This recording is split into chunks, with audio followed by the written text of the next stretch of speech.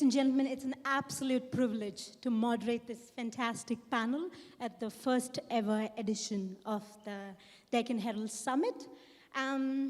We live in one of the most congested cities in the world. Bengaluru ranks 10th in the world in terms of traffic, and the number of private vehicles on its roads has increased exponentially in the past decade. To make things worse, the pandemic made people scared of using public transport. And let's face it, many Bangaloreans have avoided public transport even before COVID-19 hit us. So maybe that's a good starting point, and I'd like all our esteemed panelists to take a stab at answering this question. So what do we do to convince Bangaloreans to use public transport? Ms. Manjula, would you like to start? See, first of all, it's a lifestyle choice. There has to be a behavior change. And all of us, I know we keep talking about climate change and the impact on environment, congestion, etc. We are all contributing to it. Congestion has not come from somewhere. We are all contributing to it. So we need to take responsibility for resolving it. So that is where our choices matter, and we need to take the right choice. Coming to the public transport, see, public transport has been a prime mover of people in Bengaluru, and it is at a disadvantage today, because a lot of people still travel by public transport. It's not that they don't, but the mode share is coming down. And important point is it gets caught in the congestion caused by the wrong choices of many of us. So therefore, our kind of emphasis is on has been on prioritizing public transport, providing priority lanes, so that we have people traveling by bus can always go faster, and therefore there is a mitigation of the negative impacts of congestion. So point is, when people can travel by bus, they can reach their destinations faster.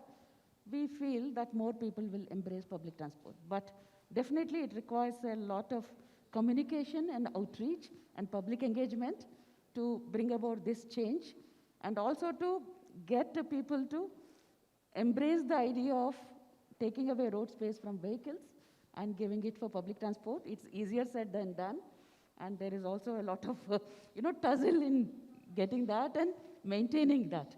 So, absolutely. Gentlemen, would you like to add? Would you like to start, Mr. Misra? I think the answer is not very difficult. Public transport essentially is for the public, and public needs to be able to reach the transport to be able to use it. And there are two challenges. One, if I'm not able to reach, public transport cannot be to your home. That's why it's not private transport, it's public transport. So public transport will be from a public location where you have to reach. And then from the public transport, you have to reach your destination, so which is called first mile and the last mile. If the first and last mile is broken, chances of you using public transport will be very less. Second, which I think in Bangalore is broken, people don't realize the importance of footpath. When we were pushing for footpaths on tender shores in Smart City, even our political leadership said, hey, why are you making footpaths so big? Why are you wasting road? I don't want to name, but it was such a fight within that big meeting in which head of the state is sitting there, and people are fighting. The road was so big, starting from St. Mark's Road. We remember we started that. And somehow leadership understood, and that's why we managed to do this. So if you get beautiful footpaths, Bangalore has such fantastic weather, you should be able to walk 1 to 2 to 3 kilometers. Because it'll be some time before public transport reaches within 200 meters of your house.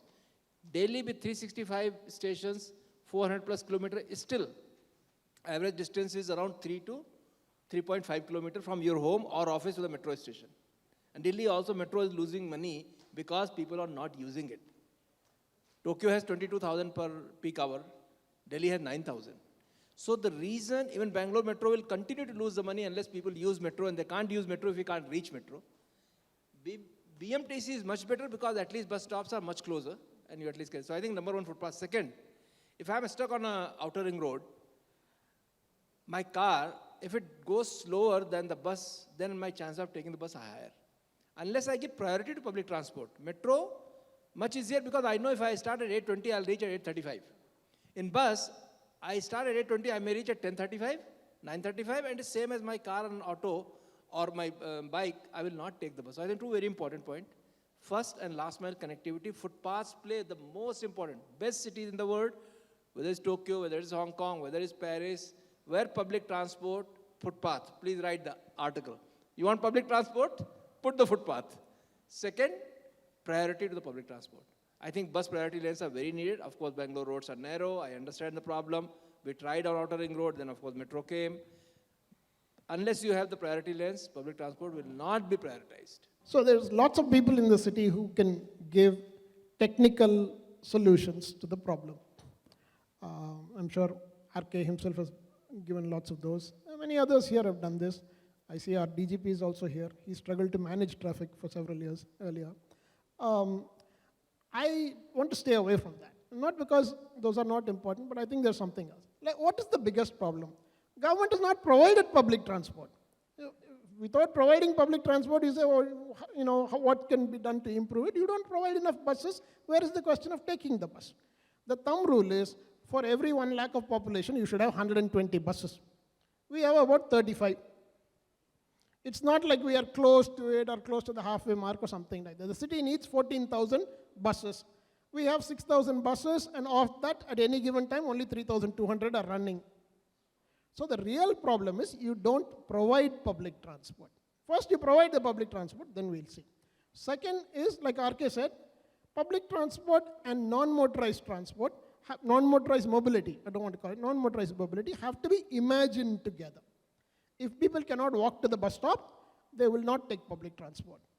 If people could walk to the bus stop, it would mean that they can walk to many other places also. And don't always need to go in a vehicle, whether it is public or private, to achieve certain things. For the kind of weather that we have, lots of trips under 3 to 4 kilometers should be doable by walk. We are, our idea of a smart city is to build footpath on 7 streets.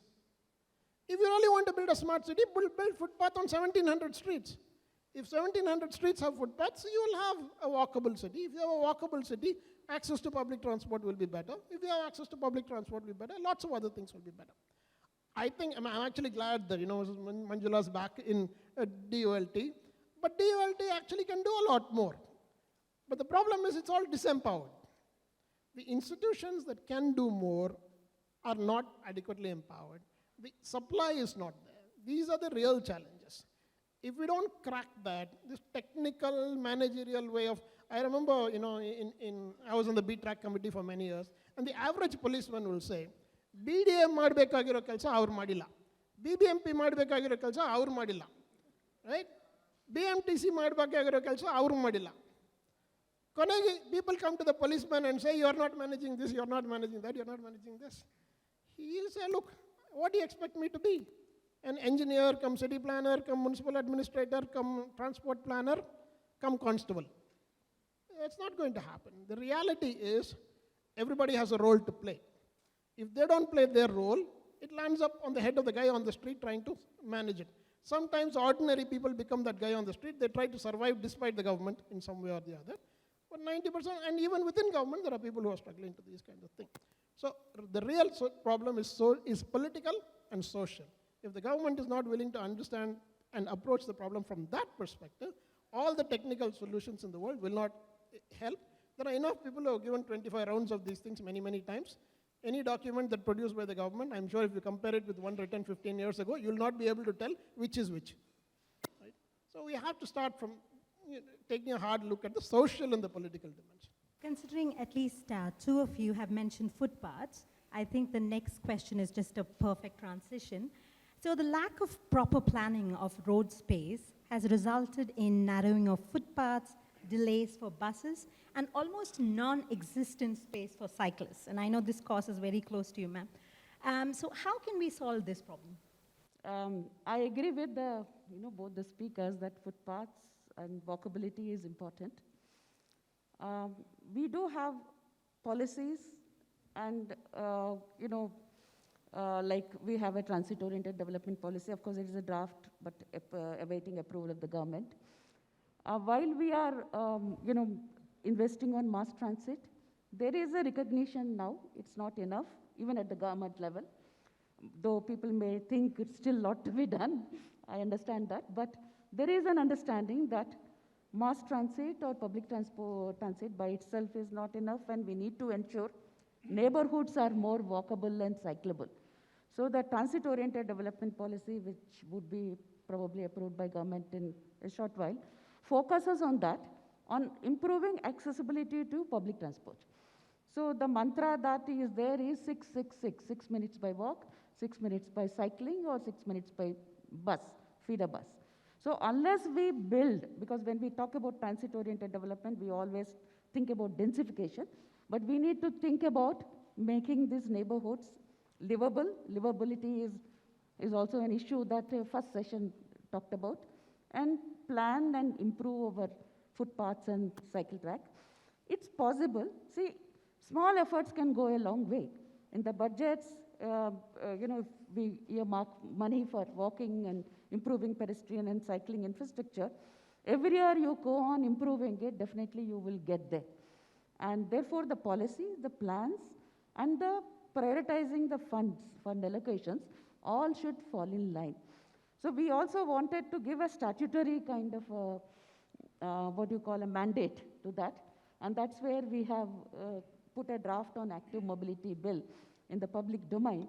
Because with all this, we also want it to be understood as a mandate for every urban local body, every planning authority, that when they have a plan before them, the first thing they need to look at is does the plan satisfies the requirements of a pedestrian, a cyclist, a public transport, and then think about other modes of transport. I think a little bit of a history here because, most people sitting here are longer in Bangalore than I've been. I'm here from 95. See, Bangalore was never planned like 4 mega cities. Still you talk people, though Chennai is much smaller than Bangalore, but even Singapore Airlines allows flights from Chennai without quarantine in Singapore, not from Bangalore. So in the mind of the people, the big cities of India were those 4 cities. Bangalore is still a small city with paradise. So that's why our double road was a very big road here, correct? That's why the concept double road. So and footpaths are very wide, by the way, because that's why we had a very big trees on footpath, those rain trees, correct? If you don't have 10-meter footpath, 4-meter footpath, you can't have a rain tree there. So we always had a very wide footpaths and narrow roads. That was Bangalore. Then suddenly, I remember, when I came, Kormangla, I had to go 1 kilometer to get auto. Then suddenly said, widen to the road, because suddenly more people got the cars and things like that. So the widen the road means what? You can't drop the buildings. You can't destroy the buildings, so all footpath went away. Can we get them back? I think not to the full extent. We can get them back, and that's what we tried to do in all these tender shore and smart city roads. Now we are trying with high density corridor, which CM talked about. We are saying make road uniform. The people's perception is road is here 2 lane, then become 4 lane, again 2 lane, again people say, 4 lane in front of my house means traffic will go fast. No, it is like water pipe. If the one 2-inch water pipe, make it 4 inch, again 2 inch, actual water will go only 2 inch. Same is traffic. So when we did St. Mark's Road, the one of the shopkeepers got very upset. He said, in front of my shop, it was 4 lane road, traffic was going on, now you made it 2 lane. Afterward, now he's very happy. He says, sir, traffic is no jam. So first, uniform width of the road throughout the length. If the airport road from MG Road to Whitefield is somewhere 4 lane, somewhere 2 lane, it will not work. Make it, of course, maybe up to Martharli because a lot of traffic goes here and there, you can have 4 lane. But from Martharli to Turkodi should be again 2 lane. Do not try to make this zigzag. What happens when 4 lane, I'll go here, again I'll come back here, then I'll drop the road. So one is uniform lane width. Then what happens? A lot of space gets freed. And that becomes footpath, parking, because we have a shop on the road, you don't allow legal parking, there will be illegal parking, correct? People, sitting places, greenery. So now you see all the roads have a little greenery between the road and the footpath, because people need visual and physical relief from the traffic. Because it doesn't matter how wide the footpath, if it is just next to the road, you are scared, because traffic might come on to you. So those are the basic things. So you, specifically on footpath, you asked, But footpath alone is not enough. You also need to integrate cycle lane with it. Because cycle lane essentially, I mean, city like Bangalore should be the cycle mecca of the, not only the country, of many, many, countries. So from my point of view, uniform, so this is standardization of road planning, which thanks to DULT, it has happened. And with lot of effort and all, now CM announced that project here, which will take care 85% of Bangalore traffic. Those 12 high-density corridors carry 85% of Bangalore traffic. And those have been most neglected. And if you can do that, I think CBD has been made beautiful. You can walk all the way from Trinity Circle to Majestic without getting hit on a uniform footpath. People don't realize, only city in the country which has created this 25 square kilometer of area where you can walk anywhere on the footpath, safe footpaths, clean and green footpaths, which is, I think, great achievement has happened over 5-7 years, and we should be proud of it. It's not everything which has not happened, lot to be done though. Ms. Mahi. So it's a matter of two kinds of priorities. One is financial priority. The second is space allocation priority. We have a thumb rule. To build giant infrastructure, we'll give 10,000 crores. To build, road infrastructure, we'll give few hundred crores. For walking and cycling, we'll give about 3 crores. Why don't you give 3,000 crores for walking and cycling? The city will just completely change if you did that. But somehow in our minds, in political spaces in particular, we equate large infrastructure with, large transit infrastructure with large amounts of money. But I think a lot more value for mobility can be created if you do at least one round of significant expenditure for non-motorized mobility. That you really have to do 1,500 plus roads of walkability and 800 kilometers of cyclability. And cyclability can be done. People will say, where is the space and all that. We started something some years ago. We started to build these cycle paths around the major lakes. If you build cycle paths around 25 of the major lakes and start building connectors between them, a lot of local mobility will be possible on cycling. But getting various departments to coordinate on these things is a nightmare, right? And no one has figured out how to make BESCOM coordinate with anybody so far, right? Even with themselves. So in a sense, these are all nightmarish scenarios. One is financial priority. I actually think one round of serious investment in non-motorized movement is necessary. Second, I would say, cancel all these elevated, things. RKF, and I haven't always been on the same side of that. But I would say, buy 6,000 buses. You do this 1 year's budget, 10,000 crores, you finish off walkability requirements, you finish off cycle requirements, you finish off public transport doubling, you will get a very different kind of city. This is the financial side. The second is space allocation. A motorized vehicle cannot have first priority on a street. If you have a narrow street or a wide street, it does not matter. First, allocate the space for walking. Then whatever is left, if it is 1 lane, it is 1 lane. If it is 2 lanes, it is 2 lanes. It cannot be that I will give 2 lanes for vehicles first, and if there is something else, maybe there will be space for walking kind of thing. Nowhere in the world, no sensible place will do this. But this seems to be the default that we are pursuing. If we reverse this priority and said, the first space will be for walking, subsequently, whatever space is left, if it is for 1 lane, we will give for vehicular movement in one direction. If it is 1.5, then what we will do is we will expand the walking space, not give like one more half a lane to a second vehicle kind of thing. If you reverse this priority, you will get a very different kind of city. And I think these are all very easily doable things. There's nothing wrong in forcing a motorized vehicle to go around the block for something like this. That's what they have a motor for, right? If it was easy for me to go around the block, for that I have to have a motor, right? It's not going to work. So in some ways, I think you just have to rethink these priorities. Absolutely. So we are seeing more electric vehicles on Bengaluru roads these days. But the truth is, India still has one of the lowest rates of penetration when it comes to EVs. So I would like each of our panelists to take a stab at this. What can we do to boost the mass adoption of electric vehicles in Bengaluru? I have a different take on that, so I'll put that.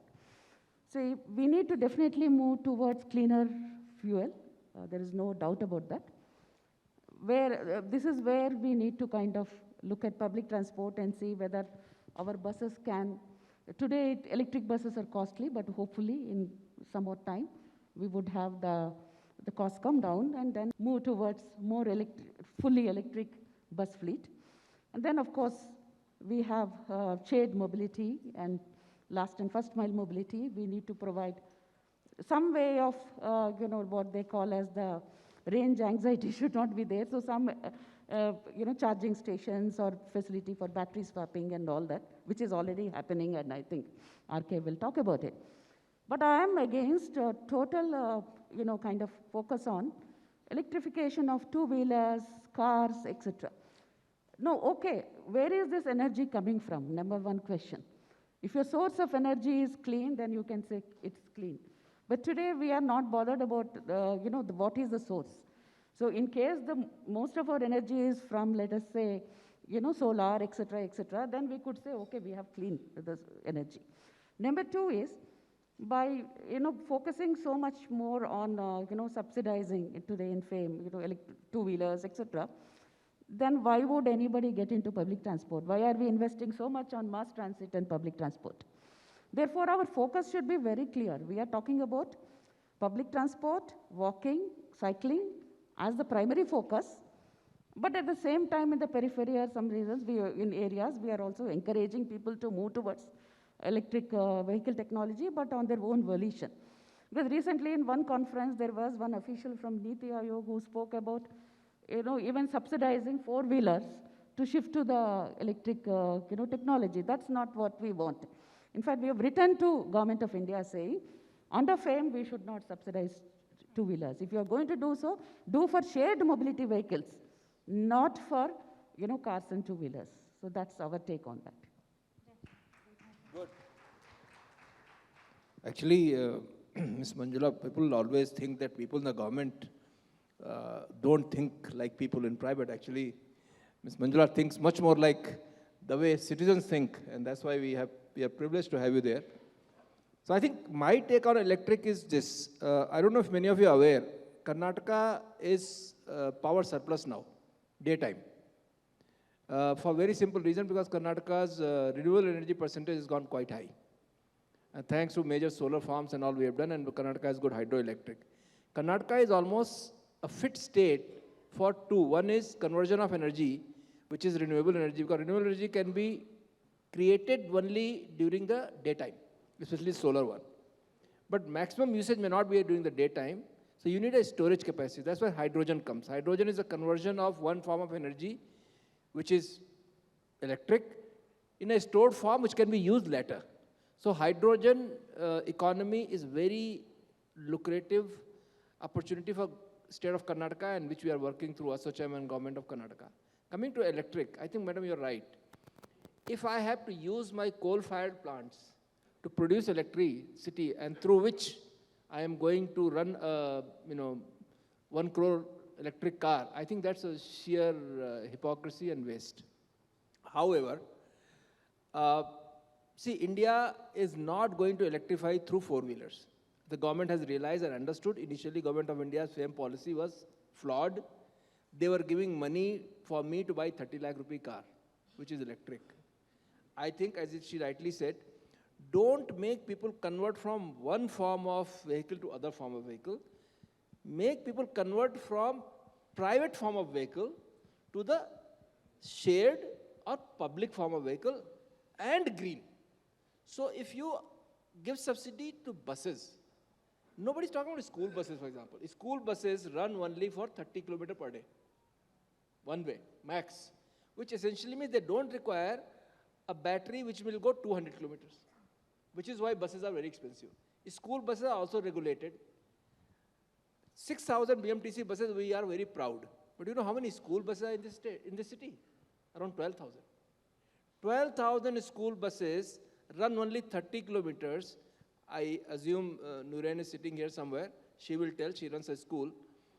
These buses stay whole day in the school or somewhere where they can get charged if required. And these buses potentially will reduce, and this is the pollution to our youngest and brightest population. Why government is not talking about mandating 20% of school buses to be converted to electric every year? It's a regulated sector, by the way, where the government has full say and control. Buses have to be registered in the name of the school. A private operator cannot run it.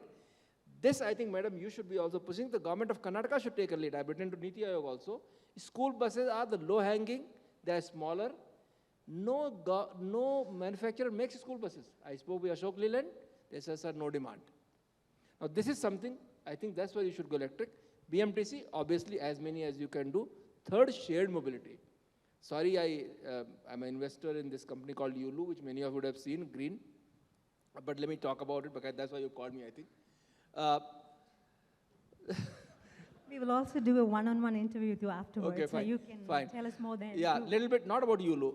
So just give an example. You know that there is a 15 million people who are gig economy workers. Gig economy are your food delivery. When during lockdown and COVID, we stopped going, things start coming to us. Because if you don't go out, you still have to eat. You still have to shop, things will come. Earlier, there was peak hour morning and evening. Now peak hour whole day, because when you and I don't go to office, gig economy people are moving around. Gig economy is like your courier, your Amazon and Google, your Swiggy and Zomatos. Most of these people are employed in some other sector. Like if you're working in a restaurant, restaurant is closed. What do you become? You become, supplier of, Swiggy and Zomato. They don't have money to buy a bike. They don't have license to drive a bike. These are the people who come from very lower socioeconomic strata. For them, things like Yulu become lifesaver, because it is a vehicle which is defined by the Government of India as a non-motorized, doesn't require license, doesn't require driving license, doesn't require registration. And one is used by 6 people per day. So you don't have to have 6 motorcycles. Now, if this is subsidized, potentially 6 motorcycles will not be bought. That's what, when she said they subsidize the shared economy vehicle. Why not Ola and Uber be mandated that, okay, 20% of your fleet will be electric? In 1 year to 5 years, every Ola electric becomes, electric. 5 years, every school bus becomes electric. You can say all delivery guys, 20% per year will go electric. So all two-wheelers become electric. In India, it will be driven by two-wheelers and the public transport, not by your and my car. So for me, and I'm also involved a little bit in the swapping policy.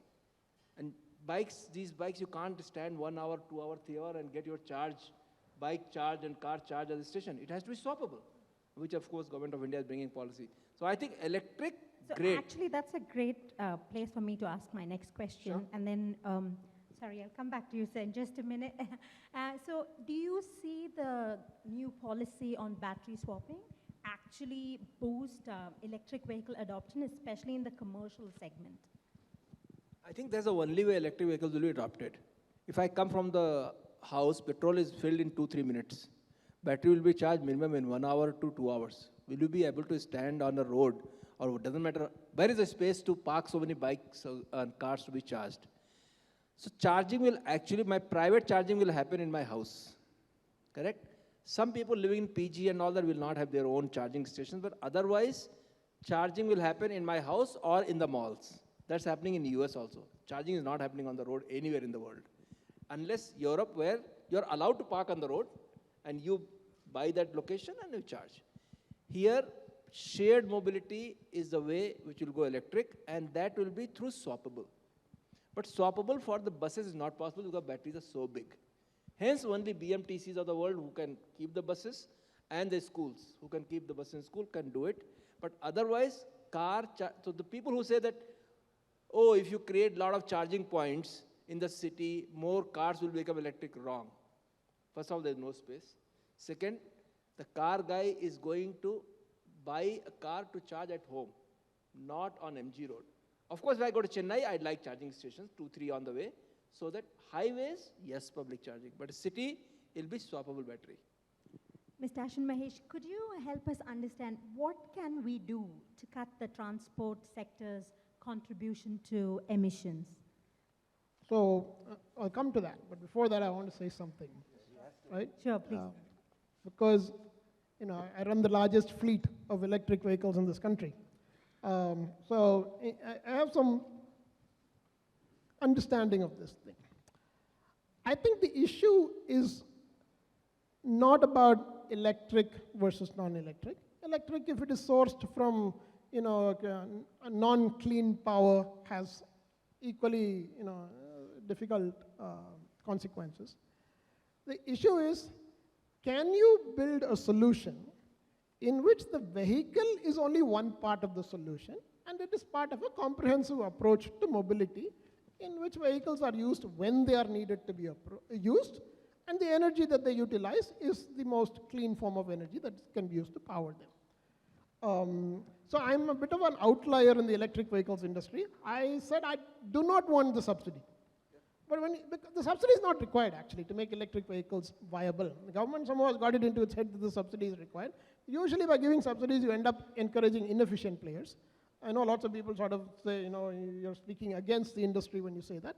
But I don't see why the government of India or the government of Karnataka should give subsidies for things that don't require it fundamentally. You should just become a more efficient operator, first of all. When Sanjay and I started lithium and built it into the largest fleet operator for electric vehicles in the country, I think electric has a role to play in public and quasi-public mobility, where shared use is higher.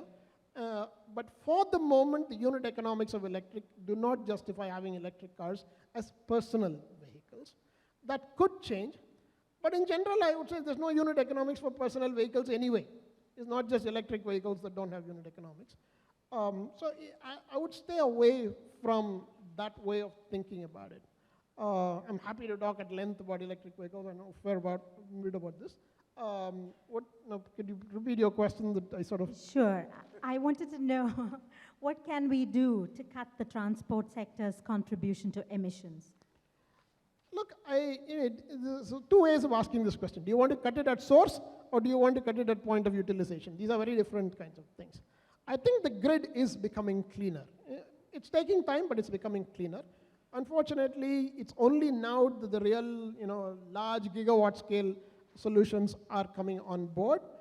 It's been slow to take off. Hopefully some of that will improve. If the power sources are cleaner, a lot of the problem gets solved.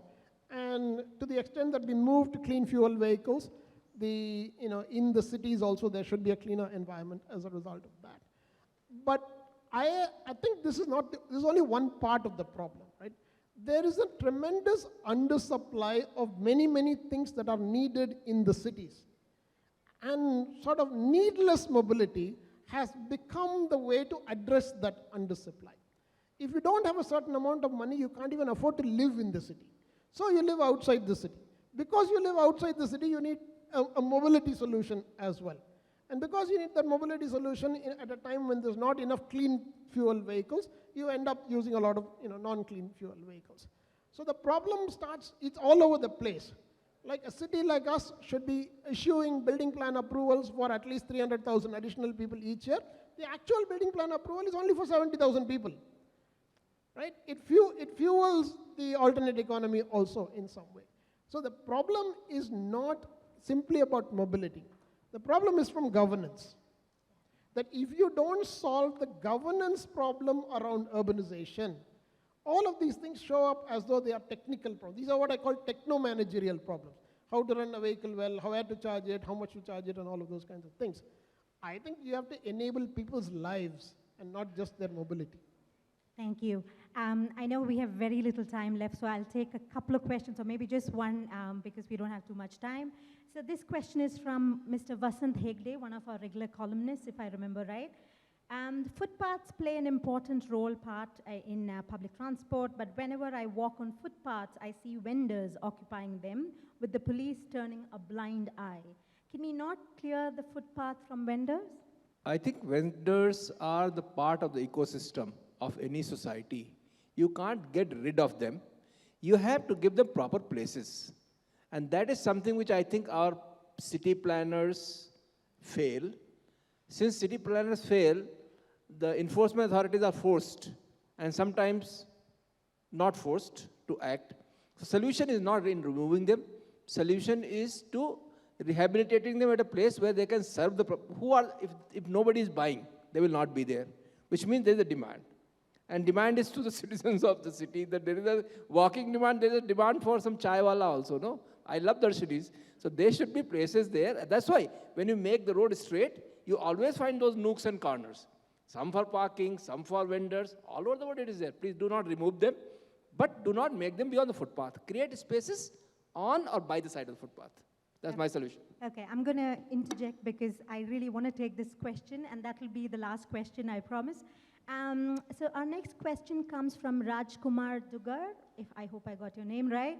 He's the founder of Citizens for Citizens, and I think this question is aimed at you, ma'am. Bengaluru Suburban Rail Project, sanctioned over 15 months ago, is slated to make a significant impact on Bengaluru's traffic consequences and all its consequences. I have 2 points to make. Even after over 500 days for a project given 2190 days for full completion of all 4 corridors, not a single speck of dust has been moved. As of this moment, we are told paperwork is going on. This, I believe, is an insult to males. Okay, he goes on and on. Would you like to give us an update on this? See, any mass project, transit project or any mega project needs a lot of preparatory activities. It's not just the day when you go and start digging and starting the work. So land acquisition is an important point, though thankfully for suburban rail, 80% of the land is available with us. The 20% land acquisition process is on. They have already now called, and then civic construction would start on the first corridor. I think Honorable CM also mentioned about it, that they would be inviting the Honorable PM to raise for the foundation stone ceremony. So it's not that nothing is happening. Station designs are being done. So there is also very recently a mission from AFD and KFW which came, because we also require loan. It's not that entire amount is going to be given by GOI and GOK. There is also a loan component which needs to be taken from these multilateral, bilateral agencies. So a lot of activities are happening. I would request you can pass on that question, and we would answer to that in great detail. Okay. Thank you so much. It has been a fantastic 40 minutes. I hope you can give a round of applause to our esteemed panelists. And thank you for the questions from the audience as well. We hope to see you next year. Thank you. Thank you so very much, Danya. And thank you to Deccan Herald. And I just requested your editors and owners, please don't do it once in 5 years. Do it every year. And maybe 6 months, once Prajavani and once Deccan Herald. Both should do it. Thank you. Can we please have Mr. B.S. Arun, Deputy Editor, to hand over mementos to our speakers, please?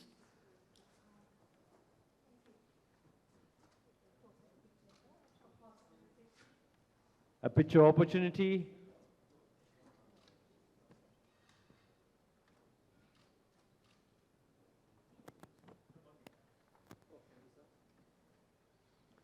Thank you, Danya, for driving the conversation and bringing out the best from our panelists.